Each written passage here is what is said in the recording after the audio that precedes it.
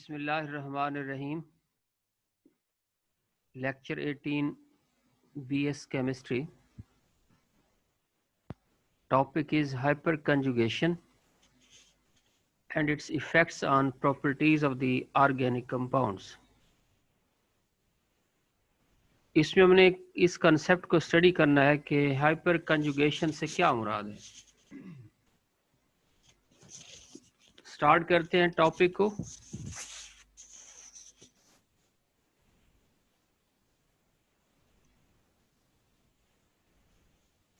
देखें, इसे स्टार्ट में इस स्ट्रक्चर से करता हूं जो नीचे दिया हुआ है कि कार्बन और कार्बन, 3 कार्बन का ये कंपाउंड शो किया हुआ है, साथ उसके आर ग्रुप्स हैं, ये भी कोई अल्काइल ग्रुप्स हैं। इसमें अगर आप देखें कि 1 2 3 4 कार्बन एटम शो किए हुए हैं, तो हमने इसमें क्या किया है कि 1 और 2 के दरमियान जो कार्बन है, इसके डबल बॉन्ड को शिफ्ट कर दिया, इसके इलेक्ट्रॉन को कार्बन 1 की तरफ, तो इस पर नेगेटिव चार्ज आ गया। और कार्बन 3 और H के दरमियान जो बॉन्ड है, इसे कार्बन 2 और 3 के दरमियान जो बॉन्ड है, इसमें हमने शिफ्ट कर दिया। तो फील ऐसे हो रहा है स्ट्रक्चर 2 में जैसे C और H पॉजिटिव के दरमियान कोई बॉन्ड नहीं है। एक बात ये ज़हन में रखें। दूसरा यह है कि हमने लास्ट जो टॉपिक स्टडी किया उसमें हमने ये कहा कि अगर कंजुगेशन इस तरह से है कि पाई इलेक्ट्रॉन क्लाउड है, कंजुगेटेड सिस्टम है, डबल ट्रिपल बॉन्ड के साथ, इलेक्ट्रॉन पेयर के साथ, तो पाई इलेक्ट्रॉन्स के थ्रू जो चार्ज की शिफ्टिंग है, डीलोकलाइजेशन है, उसे हम रेजोनेंस इफेक्ट का नाम दे रहे थे। ये सिर्फ पाई सिस्टम में ही नहीं है, बल्कि जो सिग्मा इलेक्ट्रॉन्स हैं, अगर ये किसी अनसैचुरेटेड सिस्टम के साथ कंजुगेटेड हों, किसी मल्टीपल बॉन्ड के साथ कंजुगेशन हो, तो उसमें भी एक रेजोनेंस इफेक्ट जो है क्रिएट हो सकता है। इसे हम हाइपर कंजुगेशन का नाम दे देंगे। जब आप ये इसे रीड करेंगे तो इससे बात ज़्यादा क्लियर होगी।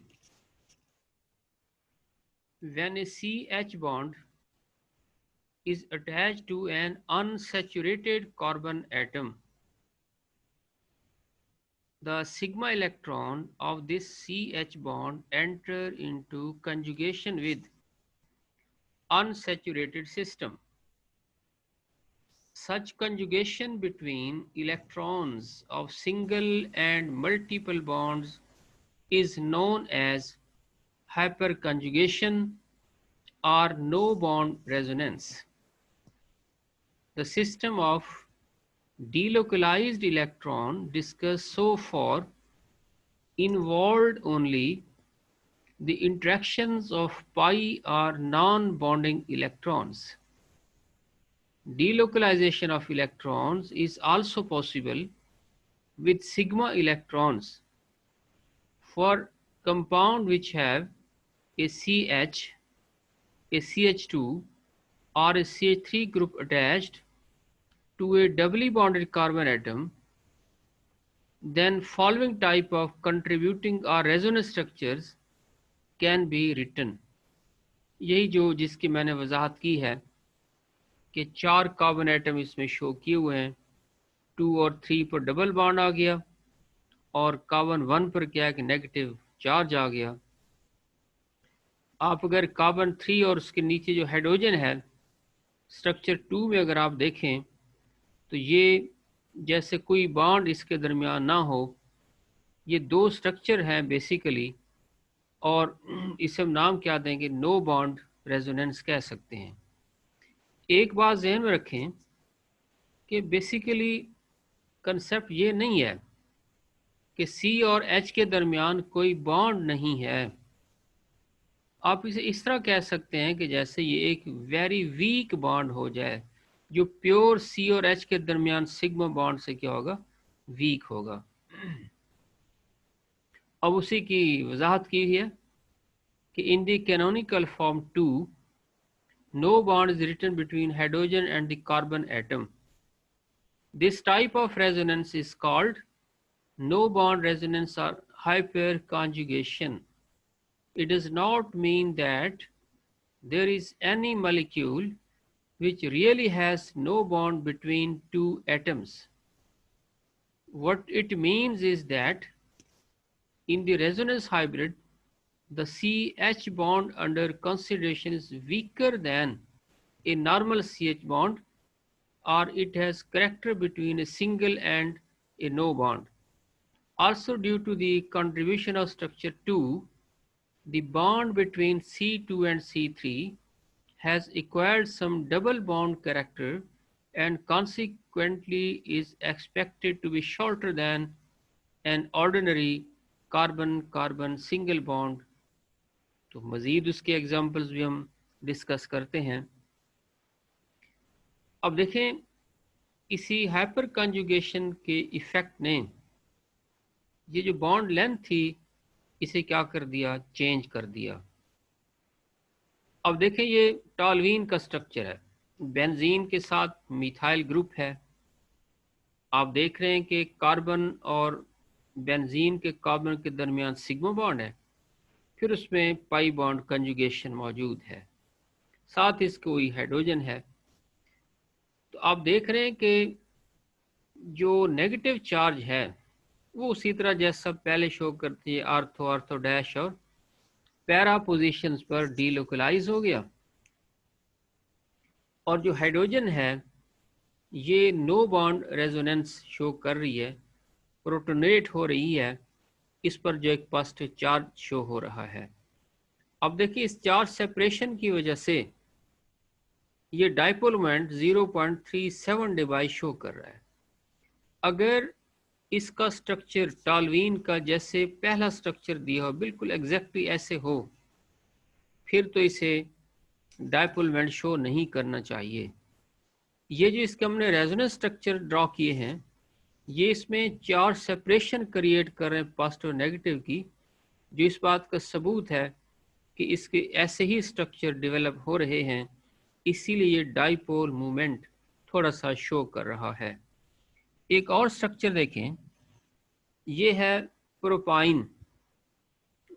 3 कार्बन एटम्स हैं, इसमें भी आप देख रहे हैं 1 और 2 में डबल बॉन्ड आ गया, 2 और 3 में भी डबल बॉन्ड आ गया। एक कार्बन हाइड्रोजन बॉन्ड जो है नो बॉन्ड रेजोनेंस शो कर रहा है। इससे मजीद भी स्ट्रक्चर हम इसके साथ साथ ड्रॉ कर सकते हैं। The observed carbon-carbon bond length between C2 and C3 in the structure B is 1.47 angstrom as against 1.54 angstrom of the ordinary carbon-carbon bonds। यानी आम कार्बन-कार्बन बॉन्ड जो है किसी भी अल्केन में, उसकी लेंथ कितनी है, 1.54 एंगस्ट्रम के बराबर है। इसमें कितनी आ गई, 1.47 एंगस्ट्रम। ये कम क्यों है, इसकी वजह हाइपर कंजुगेशन है। Similarly, bond lengths are different in the following structures due to the presence of hyperconjugation। तो ये कौन से स्ट्रक्चर्स हैं, देखें कि 2 ब्यूटाइन को अगर आप देखें, या इसे आप सिंपली डाई मिथाइल एसिटिलीन भी कह सकते हैं। अब इसके स्ट्रक्चर देखें कि कार्बन नंबर जो 2 और 3 है और 3 और 4 है, तो यहाँ डबल बॉन्ड शो कर दिए हैं और एक hydrogen no bond resonance show कर रहा है। इसी तरह के और स्ट्रक्चर भी एटसेट्रा से मुराद है कि और स्ट्रक्चर भी हम ड्रा कर सकते हैं, लेकिन हमने सिंपलीफाई से कर दिया। अच्छा, फिर आप देखें टर्शरी कार्बोकेटाइन है। कार्बोकेटाइन क्या होता है? Positively charge carbon bonded to three other atoms or groups is called carbocation। अब इसमें आप देख रहे हैं कि डबल बॉन्ड आ गया और एक hydrogen no bond resonance show कर रहा है। इसी तरह के plus 8 other such structures can also be drawn. इसका मतलब इसके रेजोनेंस स्ट्रक्चर की तादाद जो है ये 10 के बराबर हो जाएगी। इसी तरह अगर आप सेकेंडरी कार्बोकेटाइन को देखें, सेकेंडरी कार्बोकेटाइन में भी 5 और स्ट्रक्चर पॉसिबल हैं। इसमें भी नो बॉन्ड रेजोनेंस आप देख रहे हैं। प्राइमरी कार्बोकेटाइन में भी आप नोट कर रहे हैं, इसके 2 और भी स्ट्रक्चर्स हैं। अब अगर आप एक क्वेश्चन पढ़ते हैं कि tertiary carbocation is more stable, क्यों ज़्यादा स्टेबल हो गया है? कि इसमें ज़्यादा रेजोनेंस स्ट्रक्चर बन रहे हैं, यानी हाइपर कॉन्जुगेशन की वजह से कंट्रीब्यूटिंग स्ट्रक्चर इसके ज़्यादा हो गए। जितने ज़्यादा कंट्रीब्यूटिंग स्ट्रक्चर्स होंगे उतना ही आप कहते हो आयन या मॉलिक्यूल ज़्यादा स्टेबल हो जाएगा। In terms of the molecular orbital theory, the sigma orbital for CH bond has some overlap with the p orbital of the adjacent unsaturated atoms. This overlap is not as important as that between p orbitals only. तो अब देखें molecular orbital theory से इसकी वजाहत hyper conjugation की यही दी गई है कि CH में S और P के दरमियान जो ओवरलैप है सिग्मा बॉन्ड के हवाले से, वो उस तर्ज का नहीं है जैसे P और P के दरमियान होता है। The resonance stabilization due to hyperconjugation is significant but not of the same magnitude as due to normal resonance।